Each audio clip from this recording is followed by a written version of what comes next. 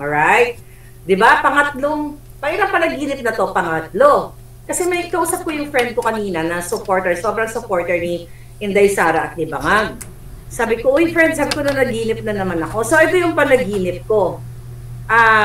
Sabi ko sa kanya, di ba dati nung baliw na baliw tayo kay Bangag, budol na budol tayo. Never naman ako na naginip, hindi ko naman sila napanaginipan.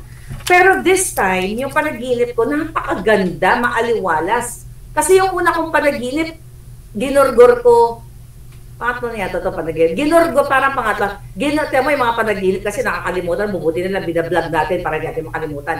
Kanina ako na naginip. So, yung unang panaginip natin, di ba, may parang, yung natatandaan ko sa panaginip ko, yung ginorgor ko si Lisa Tanas, at saka si Bangag, iniikot ko yung julo nila, remember that?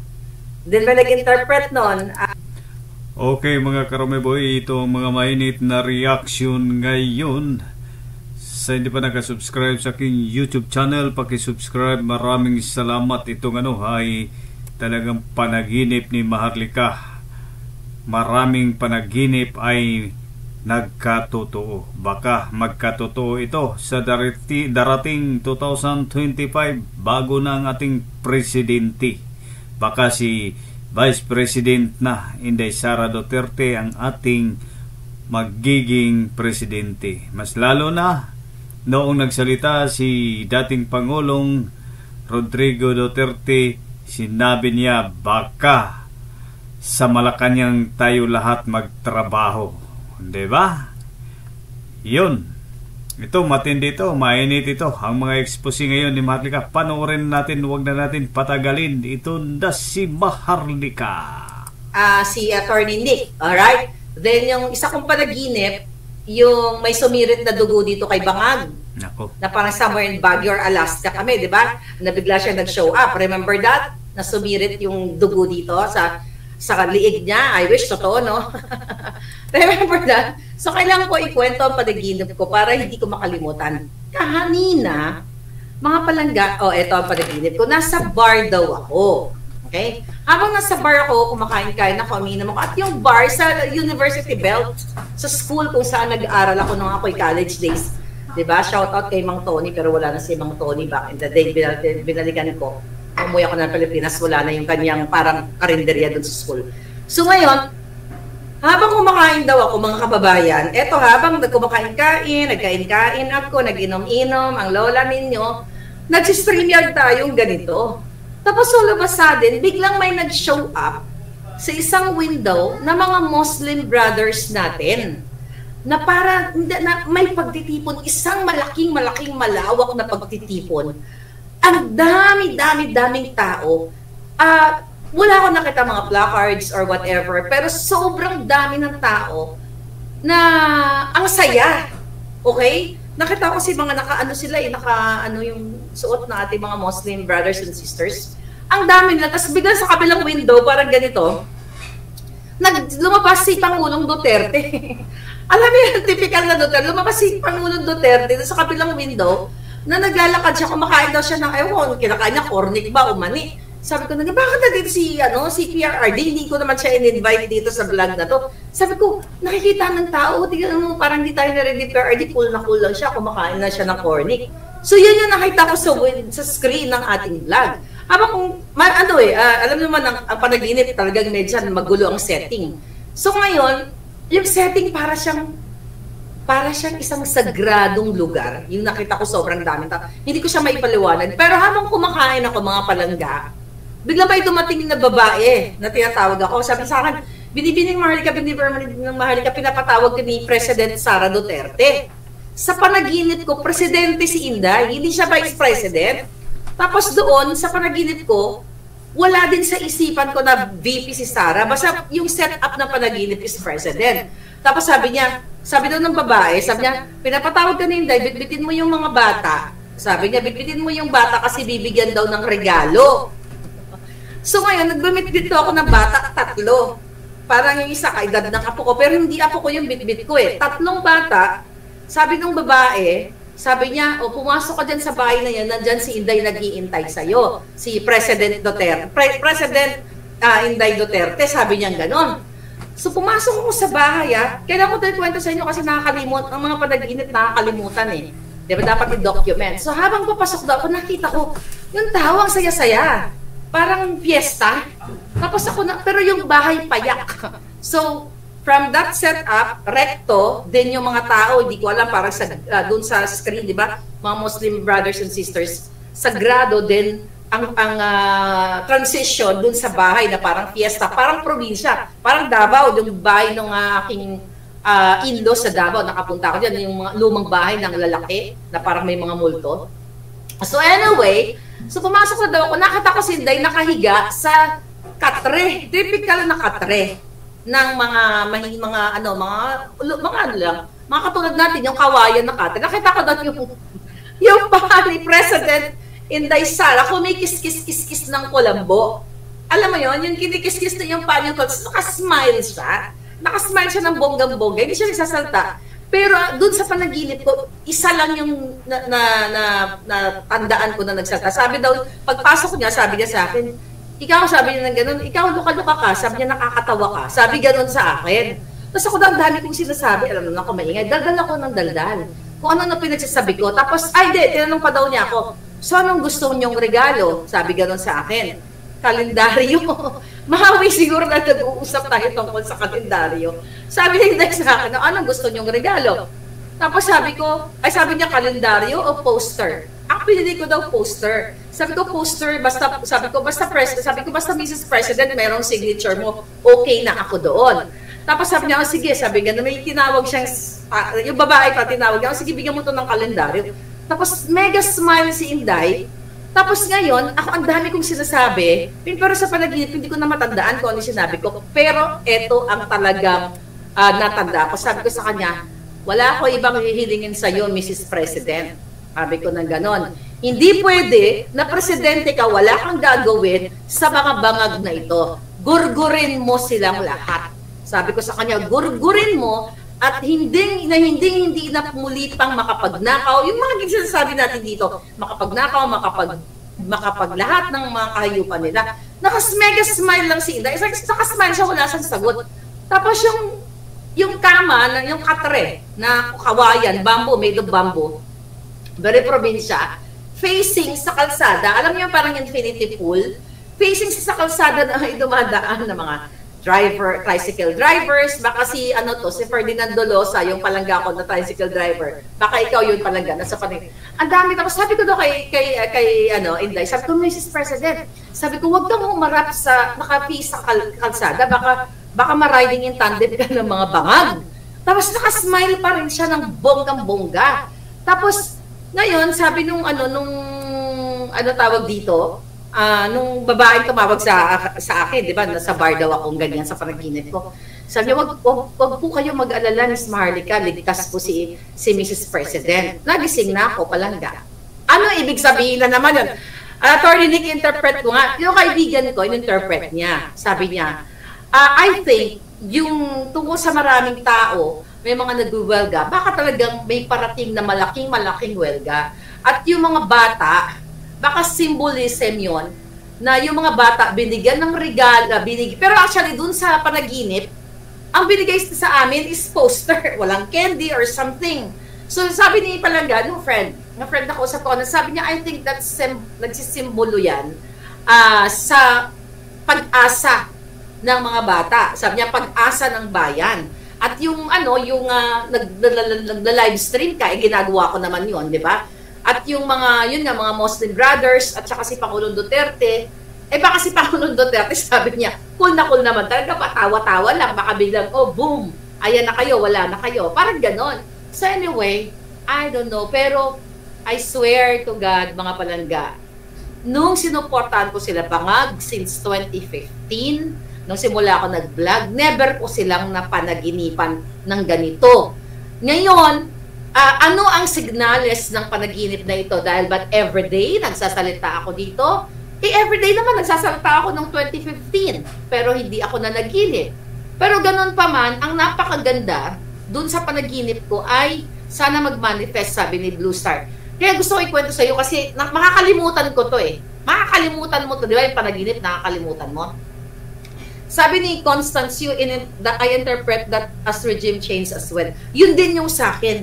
Kasi di ba yung unang panaginip ko na sabi ko ang dami-daming tao na parang nagbuwelga? Remember that?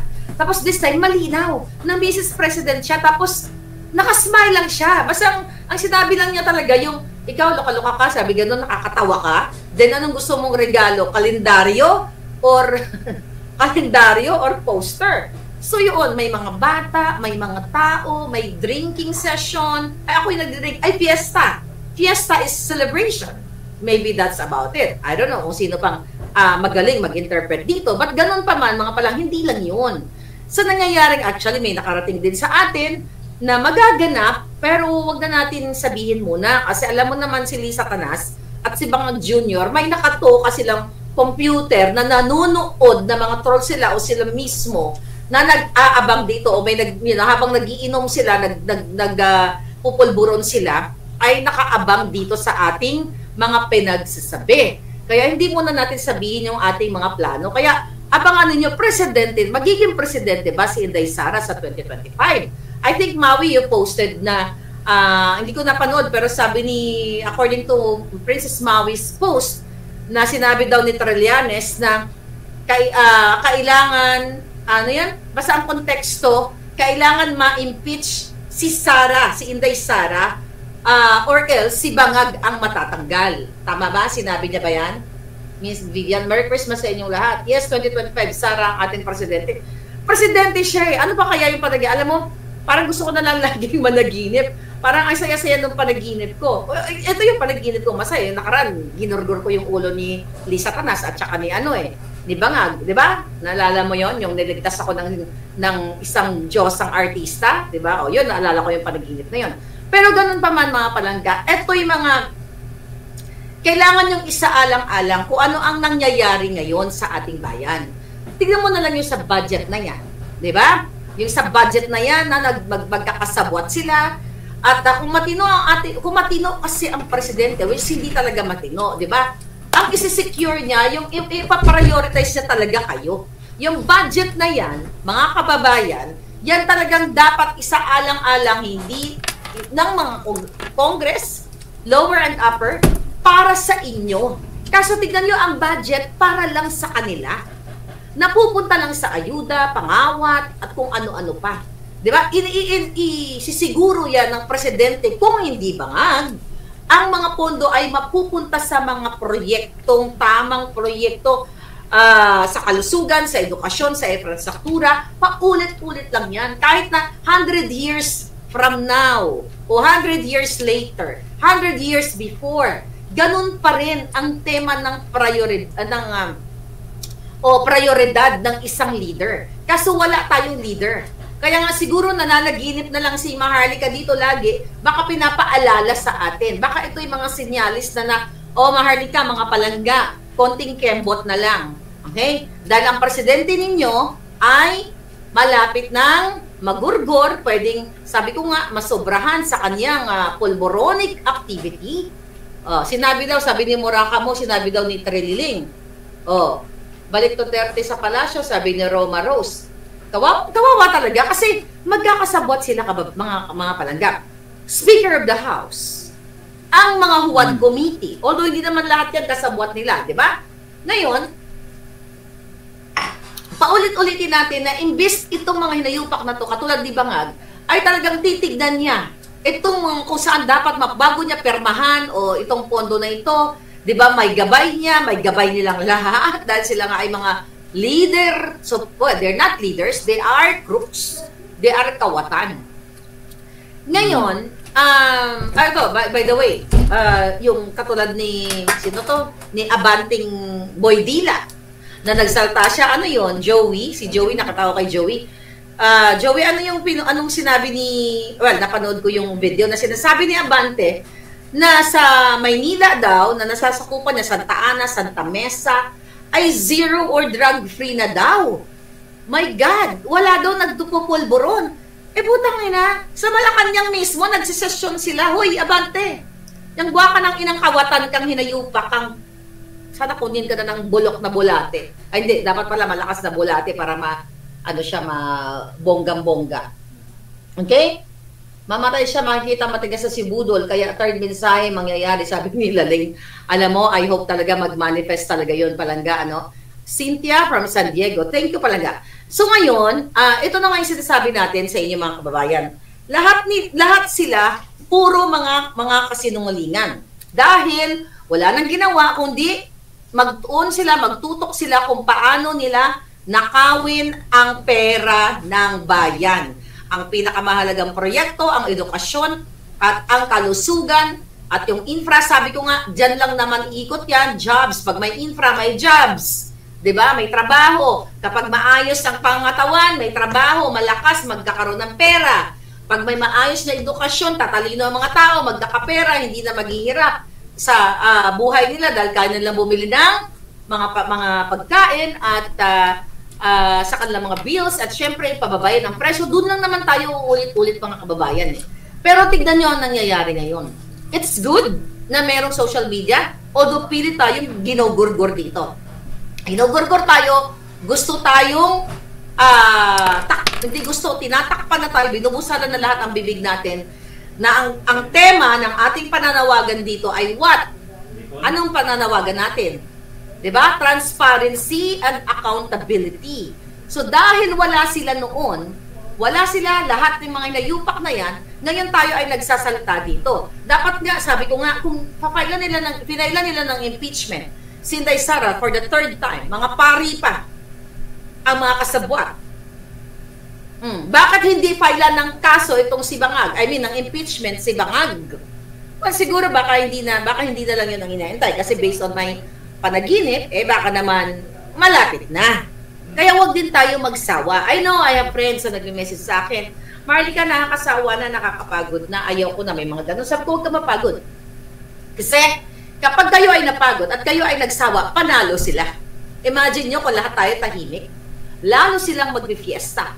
Lalo silang mamamayagpag. Lalo nilang uubusin ang pera ninyo. Malulubog tayong lahat sa utang ang Pilipinas. Samantalang yung mga inuutang ng Pilipinas ay napupunta sa kanilang lahat. So huwag kayong mapagod mga palangga. So ngayon, ito nga yung sinasabi natin dito. Okay? Recently, nagsalita yung mga retired generals. Actually, meron na akong information na nakuha from the generals. Hindi ko naman sasabihin sa inyo kung retired and what. But magandang mensahe. But I cannot share it with you right now.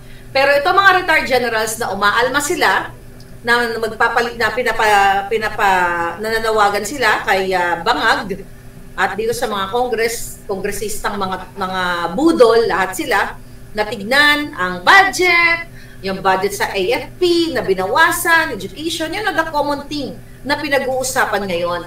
I think nagpakalat sila ng mga manifesto kung saan pumirma yung mga retired generals na hindi sila sang-ayon sa ginagawa ng Bangag na gobyerno. Ang sa akin lang, sa mga retired generals, gamitin niyo po ang lahat ng inyong lakas, ang lahat ng inyong mga koneksyon, kapangyarihan para tapusin na ang Bangag na administrasyon.